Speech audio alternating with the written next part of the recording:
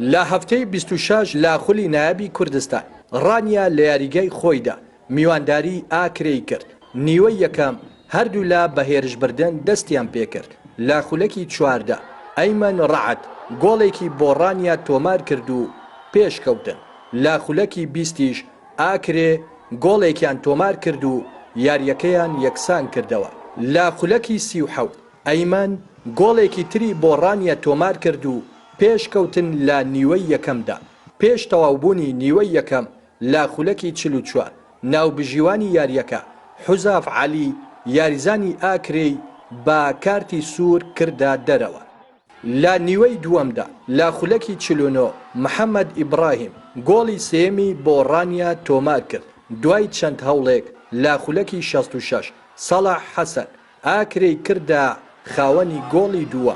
بەم شێوەیە یاریەکە بە ئەنجامی 3-2 لە بەرژەوەندی ڕانیا کۆتایی هات. ئەم سێ خاڵە یعنیمانەوەی ڕانیا لە خولی نایە، چونکە معادلەکانمان هەمووی کردبوو 3-4 ڕۆژە تەمەشای خاڵیە تیپەکانمان کردبوو. ئەو سێ خاڵە بۆ ئێمە بۆ 6 خاڵ بوو، چکە ئەوانمان ڕاگرت. ئەم شتانە جوانیە دەستەی کارگەڕی بێت پێش یارەکە تهدیدی حەکەم بکە.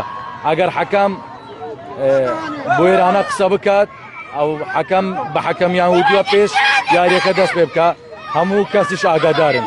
پیرۆزبایش لە یانەی ڕادیەکەم بتوانین یاری لەسەر یاریگای خۆمان 3 خاڵی بەدەست بێنین. بەم ئەنجامە ڕانیا بردنەوەیەکی گرنگی بەدەست هێنا.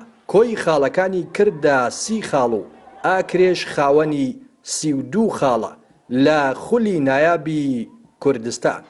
ڕێناس ئەرسەلان کەناڵی پەیام ڕانی.